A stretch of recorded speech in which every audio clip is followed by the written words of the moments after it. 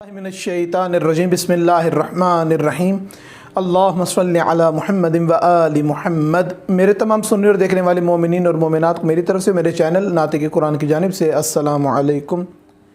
बारगाह रब्बुल इज़्ज़त में अपनी दुआओं की कबूलियत के लिए तवस्सुल पेश करना, आले मुहम्मद अलैहिस्सलाम के ज़रिए से अपनी दुआओं को कबूल करवाना कि हर मसले का हल, हर दुआ की कबूलियत का तरीका उलमा मराजे उज़ाम जिस तरीके से इस तरीके अंजाम देते रहे, आज चंद तवस्सुल आपके सामने पेश करता हूँ। सबसे पहला, जो शख्स चाहता है कि मेरी दुआ कबूल हो, जनाब सैयदा फ़ातिमा ज़हरा सलामुल्लाह अलैहा को तस्बीह जनाब सैयदा फ़ातिमा ज़हरा सलामुल्लाह अलैहा पढ़कर हदिया करे और दुआ मांगे जनाब सैयदा सलामुल्लाह अलैहा के तवस्सुल से, तो मुमकिन नहीं कि उसकी दुआ कबूल ना हो। तस्बीह पढ़े, जनाब सैयदा को हदिया करे और जनाब सैयदा के ही तवस्सुल से दुआ करे, तो यकीनन परवरदिगार बीबी के तवस्सुल के सदक़े में उसकी बंदे की दुआ को कबूल फरमाएगा। आयतुल कश्मीरी से जब किसी ने पूछा कि आपकी दुआएं कैसे कबूल होती हैं, आप अपने लिए किसको वसीले के तौर पे, तवस्सुल के तौर पे इस्तेमाल करते हैं, तो आयतुल कश्मीरी ने एक ये बात भी बताई कि जब भी मैं चाहता हूँ कि मेरी कोई दुआ कबूल हो, मैं 7 मरतबा नादे अली पढ़ता हूँ और जनाब अमीरुल मोमिनीन अली इब्न अबी तालिब अलैहिस्सलाम को हदिया करता हूँ और फिर जनाब अली अलैहिस्सलाम के तवस्सुल से दुआ करता हूँ। मुमकिन ही नहीं कि मेरी दुआ रद्द हो जाए। इसके अलावा आयतुल कश्मीरी ने हज़रत इमाम हुसैन अलैहिस्सलाम से तवस्सुल के लिए जो तरीक़ा बताया, वो फरमाते हैं कि हज़रत इमाम हुसैन अलैहिस्सलाम का तवस्सुल अगर पेश करना चाहते हो तो सबसे पहले कम अज़ कम एक पारा पढ़कर हज़रत इमाम हुसैन अलैहिस्सलाम को हदिया करो, उनको तोहफ़तन पेश करो और उसके बाद हज़रत इमाम हुसैन अलैहिस्सलाम का तवस्सुल देकर दुआ मांगो। मुमकिन नहीं कि दुआ रद्द हो। आयतुल्लाह कश्मीरी इसकी ज़ैल में ये भी बताते हैं कि एक मरतबा मैंने आलम ख्वाब में देखा कि मेरे वालिद बुज़ुर्गवार ज़रिए हज़रत इमाम हुसैन के करीब बैठे हैं और उनके साथ तमाम मरहूम मुज्तहिदीन तमाम ज़रिए हज़रत इमाम हुसैन के करीब बैठे हैं, रेल खुली हैं और उस पर कुरान सब मुज्तहिदीन तलावत करके हज़रत इमाम हुसैन अलैहिस्सलाम को तवस्सुल के तौर पर, उनको तोहफ़े के तौर पर हदिया कर रहे हैं। यानी हज़रत इमाम हुसैन अलैहिस्सलाम को कुरान मजीद पढ़कर हदिया करना और फिर हज़रत इमाम हुसैन अलैहिस्सलाम का तवस्सुल परवरदिगार की बारगाह में पेश करना, ये दुआ की कबूलियत को बेहद यकीनी बना देता है। तवस्सुल थे जो आयतुल कश्मीरी ने हमें तालीम फरमाए कि अपनी दुआओं की कबूलियत के लिए किसी को तवस्सुल बारगाह रब्बुल इज़्ज़त में पेश करना है तो उसका क्या तरीक़ेकार है। जब किसी ने आयतुल कश्मीरी से पूछा कि मौलाना आप किसका तवस्सुल पेश करते हैं बारगाह रब्बुल इज़्ज़त में, तो आयतुल्लाह कश्मीरी फरमाते हैं कि मैंने जब भी अपनी दुआओं की कबूलियत के लिए इमाम तकी जव्वाद अलैहिस्सलाम का तवस्सुल पेश किया, मेरी दुआ कभी रद्द नहीं हुई।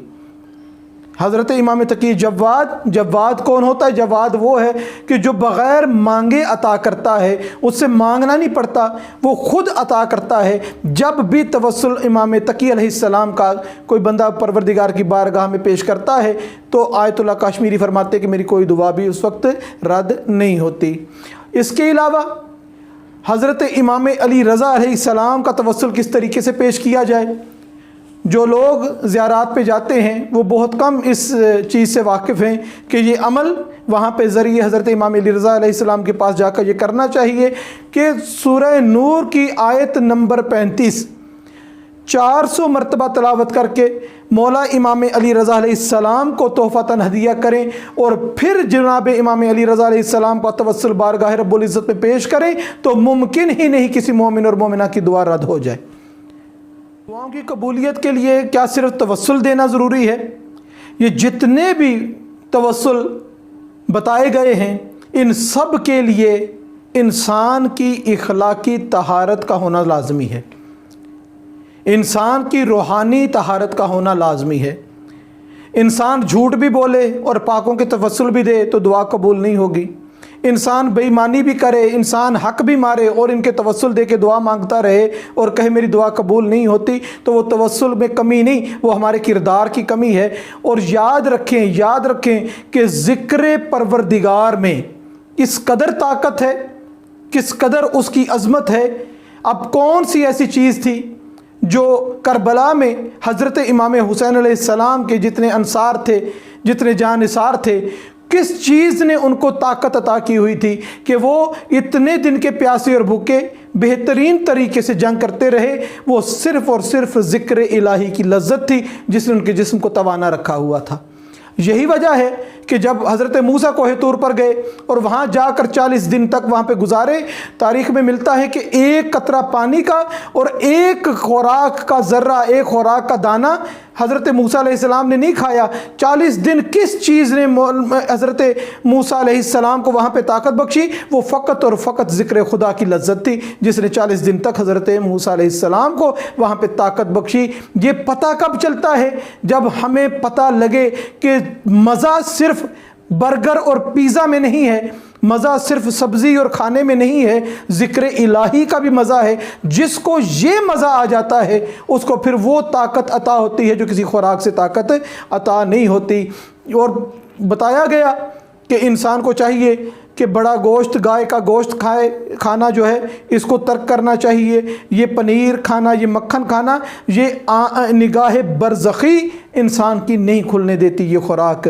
انسان کو زیادہ سے زیادہ سبزیاں کھانی چاہیے، زیادہ سے زیادہ اناج کھانے چاہیے، اور کم از کم 40 دن میں ایک مرتبہ ضرور گوشت کھا لے، اس سے زیادہ گوشت نہ کھائے۔ اور زیادہ کھانا بھی انسان کی روحانیت پہ فرق ڈالتا ہے۔